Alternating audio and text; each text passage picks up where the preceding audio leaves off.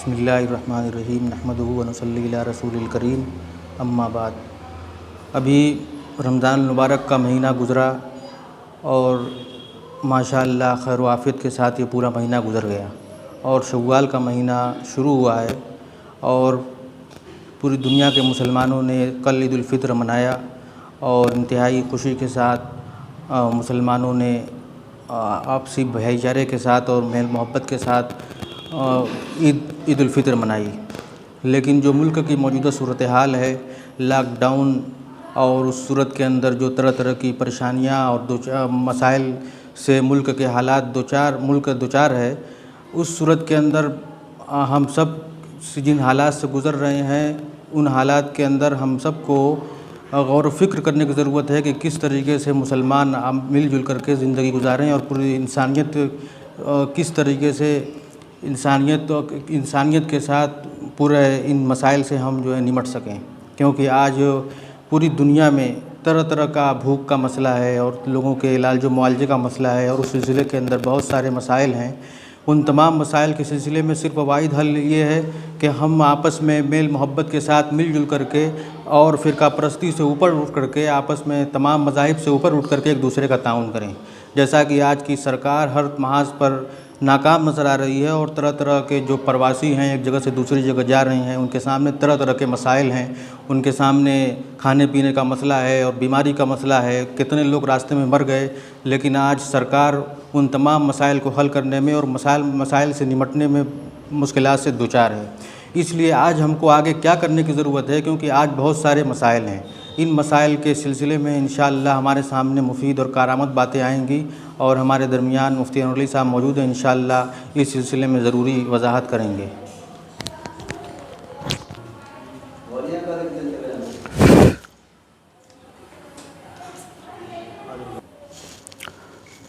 بسم اللہ الرحمن الرحیم، الحمدللہ وکفی وسلام علی عبادہ الذین اصطفی، اما بعد فاعوذ باللہ من الشیطان الرجیم، بسم اللہ الرحمن الرحیم۔ قل من حرم زینۃ اللہ التی اخرج لعبادہ قل ہی للذین آمنوا فی الحیاۃ الدنیا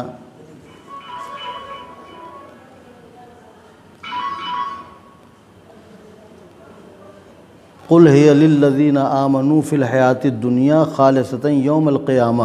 کذالک نفصل الآیات لقوم یعلمون، صدق اللہ العظیم۔ محترم حضرات، دو تین نقطوں پر آپ حضرات کی توجہ مبذول کرانا چاہتا ہوں۔ پہلی بات تو یہ ہے کہ رمضان کا مبارک مہینہ مسلمانوں کی روحانی تربیت کا مہینہ ہے۔ اللہ تعالیٰ نے ایک مہینے ہمیں کھانے پینے سے روک دیا تھا اور ہمارے اوپر روزے فرض تھے۔ رمضان کے اس مبارک مہینے میں روزے رکھنا اور رات کی تراویح پڑھنا، قیام کرنا، یہ روحانی تربیت کے لیے ہے اور اس کا بنیادی مقصد یہ ہے کہ ہم پورے سال حرام کاموں سے بچیں، اللہ تعالیٰ کی نافرمانی سے بچیں۔ اللہ تبارک تعالیٰ نے قرآن پاک میں جو روزوں کا مقصد بیان کیا ہے اس میں ایک بنیادی چیز جو ذکر کی ہے وہ یہ ہے کہ کتب علیکم الصیام کما کتب علی الذین من قبلکم لعلکم تتقون، تمہارے اوپر روزے فرض کیے گئے جیسے تم سے پہلے والوں پر روزے فرض کیے گئے تھے تاکہ تم لوگ متقی بنو۔ تو روزوں کا بنیادی مقصد ہے اللہ تعالیٰ کا قرب حاصل کرنا، اللہ تبارک تعالیٰ سے اپنے تعلق کو مضبوط کرنا۔ رمضان المبارک کے مہینے کے بعد اصلی اس کا نفع اس وقت ظاہر ہوگا جب مسلمان بقیہ 11 مہینے بھی احتیاط کے ساتھ گزاریں، نماز کا اہتمام کریں اور اللہ تعالیٰ کی حرام کی ہوئی چیزوں سے بچتے رہیں۔ ہماری دنیاوی اور اخروی زندگی کی کامیابی کے لیے اللہ اور رسول کی اطاعت انتہائی ضروری ہے۔ ہم دنیا میں مختلف حالات سے گزر رہے ہیں۔ ہندوستان میں تو جو آزمائشی دور چل رہا ہے وہ اپنی جگہ پر، ہندوستان کے علاوہ سیریا، افغانستان، عراق، برما، کئی ملکوں میں مسلمان بڑے بڑے حالات سے گزر رہے ہیں۔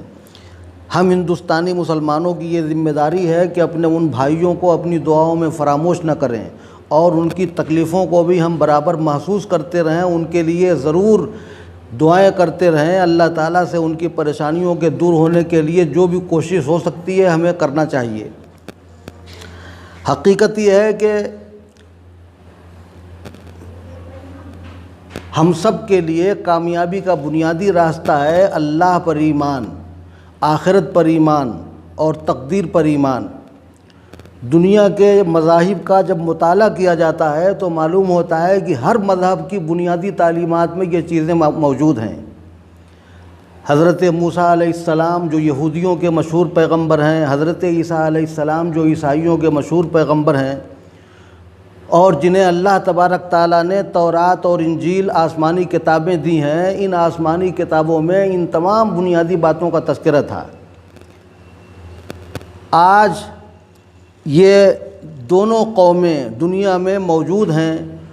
عیسائی بہت بڑی تعداد میں ہیں، یہودی اگرچہ کم ہیں مگر دنیا میں انتہائی ترقی یافتہ اور تعلیم یافتہ مانے جاتے ہیں، مگر ان دونوں امتوں نے اور پیغمبر کے ماننے والی ان دونوں قوموں نے ان بنیادی تعلیمات کو فراموش کر دیا۔ اللہ تعالیٰ نے آخری کتاب جب اتاری ہمارے نبی محمد الرسول اللہ صلی اللہ علیہ وسلم پر، تو اس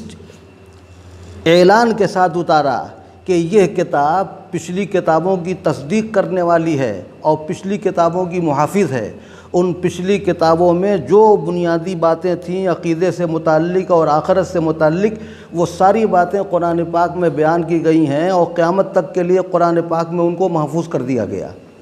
تو اس لیے ساری دنیا کے انسانوں کے لیے آخری کتاب اور اللہ کا آخری پیغام ہے قرآن پاک۔ ساری دنیا کے انسانوں کے لیے سب سے بنیادی تعلیم ہے اللہ تعالیٰ کی وحدت پر ایمان لانا اور اللہ تعالیٰ کی توحید کو ماننا۔ اللہ ہی اس دنیا کا خالق و مالک ہے، اور اللہ ہی تعالیٰ اس دنیا کا نظام چلانے والے ہیں۔ ہر زمانے میں کچھ اس طرح کے لوگ رہے ہیں کہ اقتدار کے نشے میں وہ اللہ کو بھول جاتے ہیں اور یہ سمجھتے ہیں کہ دنیا ہم چلا رہے ہیں، لیکن ایسے متکبر لوگوں کا نشہ اللہ تبارک تعالیٰ توڑتے ہیں۔ قرآن پاک کی ایک دو آیت اس موقع پر میں ذکر کرتا ہوں، اور وہ آیتیں ساری دنیا کے لیے چیلنج ہیں۔ اللہ تعالیٰ کا ارشاد ہے، أَفَرَأَيْتُمُ الْمَاءَ الَّذِي تَشْرَبُونَ أَأَنْتُمْ أَنزَلْتُمُوهُ مِنَ الْمُزْنِ أَمْ نَحْنُ الْمُنزِلُونَ۔ ذرا بتاؤ وہ پانی جو تم پیتے ہو بادلوں سے تم نے اتارا ہے کہ ہم نے اتارا ہے؟ اللہ تعالیٰ پوچھ رہے ہیں کہ یعنی آسمان پینے کا پانی بادل سے اتارنے والا کون ہے؟ یہ سوال 1400 سال پہلے قرآن پاک میں کیا گیا، اور آج بھی وہ دنیا میں اسی طرح سے دنیا کے انسانوں کے لیے چیلنج ہے۔ کوئی آدمی یہ نہیں کہہ سکتا کہ بادل سے پانی ہم نے اتارا ہے۔ اللہ تعالیٰ نے آگے فرمایا کہ اگر ہم چاہتے تو پانی کھارا بنا دیتے، فلولا تشکرون، اللہ تبارک تعالیٰ کی اس نعمت کا تم شکریہ کیوں نہیں ادا کرتے؟ یہ آیت قرآن پاک کی اس بات پر گویا کھلی دعوت ہے کہ اس کائنات کا چلانے والا اور ہماری ضرورتوں کا پورا کرنے والا صرف ایک اللہ ہے۔ اسی طرح سے اللہ تعالیٰ نے فرمایا کہ افرأیتم ما تحرثون اانتم تزرعونہ ام نحن الزارعون، کہ اے لوگوں بتاؤ، جو تم کھیتی کرنے والے لوگوں بتاؤ کہ غلہ تم پیدا کرتے ہو کہ ہم پیدا کرتے ہیں؟ دنیا میں کروڑوں کی تعداد میں کسان ہیں اور ہر انسان کو غلے کی ضرورت ہے۔ آج کی سائنس اور ٹیکنالوجی کی ترقی یافتہ دنیا میں کوئی ایسا آدمی نہیں ہے جو یہ دعویٰ کرے کہ غلہ ہم پیدا کرتے ہیں۔ کسان صرف اتنا کام کرتا ہے کہ زمین کھودتا ہے، بیج ڈالتا ہے، کھاد ڈالتا ہے، پانی ڈالتا ہے، مگر غلہ پیدا کرنے کے لیے ہوا چلانا، سورج کی دھوپ پہنچانا، چاند کی روشنی پہنچانا اور موقع موقع سے بارش برسانا، یہ صرف ایک اللہ کا کام ہے۔ اس لیے قرآن پاک کا جو یہ اعلان ہے کہ یہ بتاؤ کہ غلہ تم پیدا کرتے ہو یا ہم پیدا کرتے ہیں، آج کی اس ترقی یافتہ دنیا میں کوئی آدمی یہ نہیں کہہ سکتا کہ غلہ ہم پیدا کرتے ہیں۔ تو اس لیے دنیا کے موجودہ ماحول میں ساری دنیا کے انسانوں کو اس بات کو تسلیم کرنا پڑے گا کہ دنیا بنانے والا اللہ ہے اور دنیا چلانے والا اللہ ہے۔ ہمارے ملک میں بھی کچھ ایسے لوگ ہیں جو یہ سمجھ رہے تھے کہ اس ملک کے مالک ہم ہیں اور ہم جو چاہیں وہ قانون بنائیں اور جو چاہیں جس طرح کا قانون چاہیں ملک کے لوگوں پر نافذ کر کے ملک کے ایک طبقے کو اور خاص طور پر مسلمانوں کو تنگ کریں۔ لیکن ایسے متکبر لوگوں کے تکبر کو اللہ تعالیٰ نے توڑ دیا، اور دنیا کی تاریخ پڑھنے سے معلوم ہوتا ہے کہ ایسا ایک بار نہیں بلکہ دنیا میں بار بار ہوا ہے۔ اللہ تعالیٰ کا ارشاد ہے سورہ حج میں، اللہ تبارک تعالیٰ بیان فرماتے ہیں کہ لولا دفع اللہ الناس بعضهم ببعض لہدمت الصوامع وبیع وصلوات ومساجد یذکر فیہا اسم اللہ کثیرا ولینصرن اللہ من ینصرہ الذین ان مکناہم اقاموا الصلاۃ وآتوا الزکاۃ وامروا بالمعروف ونہوا عن المنکر وللہ عاقبۃ الامور۔ یعنی گویا قرآن پاک کی یہ آیت بتا رہی ہے کہ دنیا میں ایسا بہت بار ہوا ہے کہ اپنی بادشاہت کے نشے میں بہت سارے لوگوں نے یہ پروگرام بنایا کہ ہم عبادت گاہوں کو ڈھا دیں اور دنیا کو تباہ و برباد کر دیں۔ اللہ تعالیٰ فرما رہے ہیں کہ اللہ اگر بعض انسانوں کو بعض کے ذریعے سے نہ کچل دیتا تو یقیناً ڈھا دیے جاتے گرجا گھر، خانقاہیں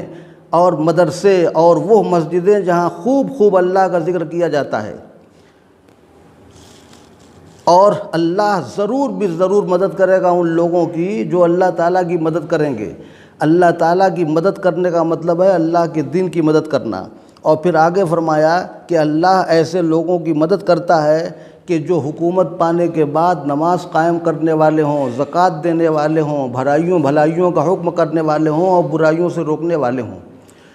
قرآن پاک کی ان آیتوں کو ذکر کرنے کا منشا یہ ہے کہ مسلمان اس بات کو اپنے ذہن میں مضبوطی کے ساتھ بٹھائیں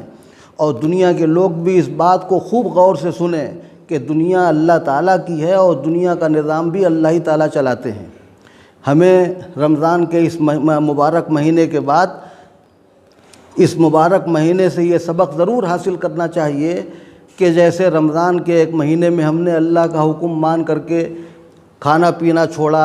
بہت سارے غلط کام سے رکتے رہے، تو اسی طرح سے سال کے بقیہ 11 مہینوں میں بھی اللہ تعالیٰ کے ساتھ ہم جڑے رہیں، نمازوں کا اہتمام کریں اور اسی طرح سے حرام کاموں سے بچیں۔ ہمارے ملک میں لاک ڈاؤن کی وجہ سے بڑے مسائل پیدا ہو رہے ہیں۔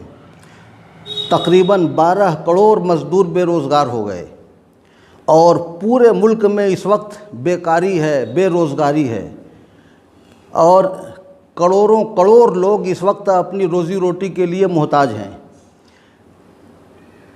اس ماحول میں حکومت نے جو کچھ کارروائیاں کی ہیں، حکومت کی ساری کارروائیاں ناکافی ہیں۔ اس لیے اب ہم یہ محسوس کر رہے ہیں کہ اس لاک ڈاؤن میں آسانی ملنا چاہیے تاکہ لوگ اپنے کاروبار چالو کریں،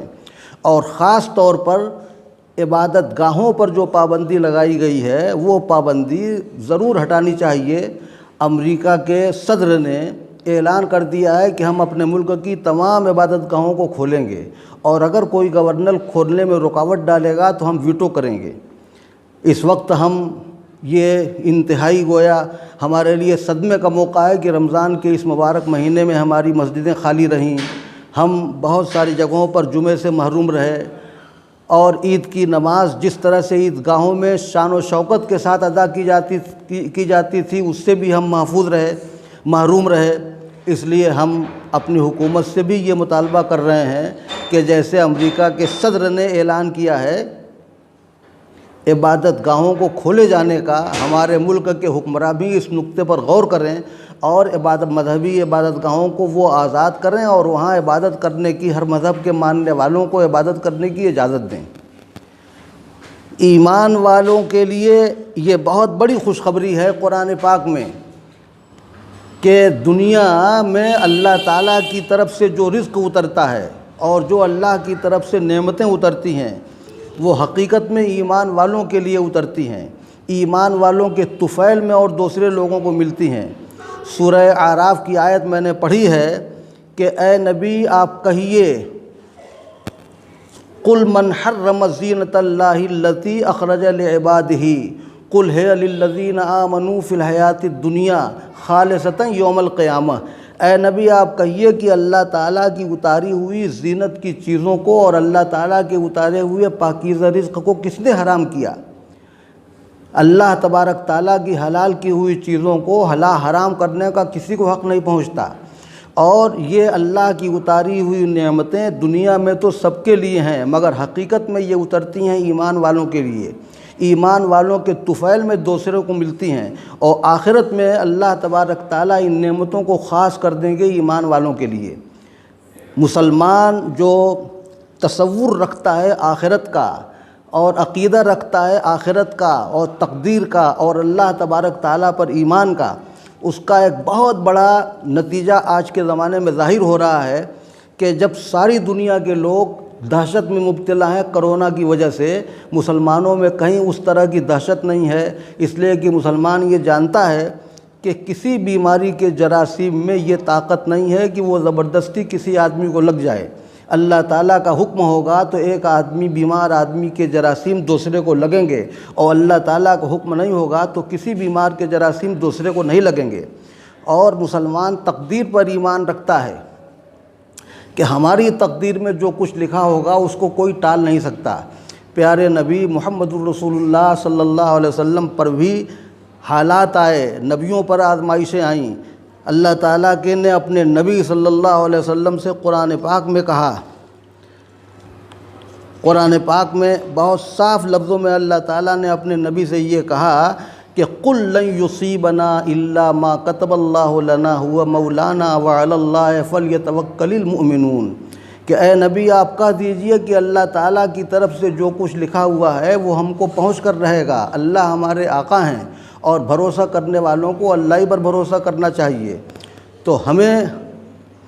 ہمیں اپنی زندگی کے تمام معاملات میں اللہ تعالیٰ پر بھروسہ کرنا ضروری ہے، اور اللہ پر بھروسہ، آخرت کا پر ایمان اور تقدیر پر ایمان یہ ہمارے لیے بڑی مضبوطی کی چیز ہے۔ یہی وجہ ہے کہ بہت ساری جگہوں پر یہ منظر دیکھنے میں آیا کہ کرونا کے مریض کو ان کے قریبی رشتہ دار چھوڑ کے بھاگ گئے، مسلمانوں نے ایسے مریضوں کی بھی مار پرسی کیا۔ کرونا کے بہت سارے مریضوں کو مرنے کے بعد ان کے قریبی رشتہ داروں نے ہاتھ لگانے سے پرہیز کیا، مسلمانوں نے ان کی آخری رسوم ادا کی۔ اور یہ تو ہندوستان کے لیے ایک بہت بڑا نمونہ ہے کہ جب یہ پرواسی مزدور مہاراشٹر، گجرات اور ملک کے مختلف علاقوں سے لوٹ رہے تھے تو ہر جگہ مسلمانوں نے اور سکھوں نے ان کے کھانے پانی کا انتظام کرنے میں سب سے زیادہ حصہ لیا، اور مسلمانوں نے اور سکھوں نے اس بات کا واضح ثبوت دیا کہ ہم گویا خدمت خلق کا جذبہ رکھتے ہیں، اور ہم ان بے سہارا لوگوں کے لیے، بے سہارا مزدوروں کے لیے ہر طرح کی قربانی دے سکتے ہیں۔ روزہ رکھ کر مسلمانوں نے ان مزدوروں کے لیے جگہ جگہ کھانے کے کیمپ لگائے، ان کو پانی پہنچایا، اور مسلمانوں نے بڑی تعداد میں ان کے سفر میں طرح طرح کی سہولیات پیدا کی۔ یہ ہمارے گویا ہندوستان کے اندر یکجہتی کی ایک بہترین مثال ہے۔ ہم یہ محسوس کرتے ہیں کہ ہندوستان میں جو میڈیا کے جو لوگ یا اور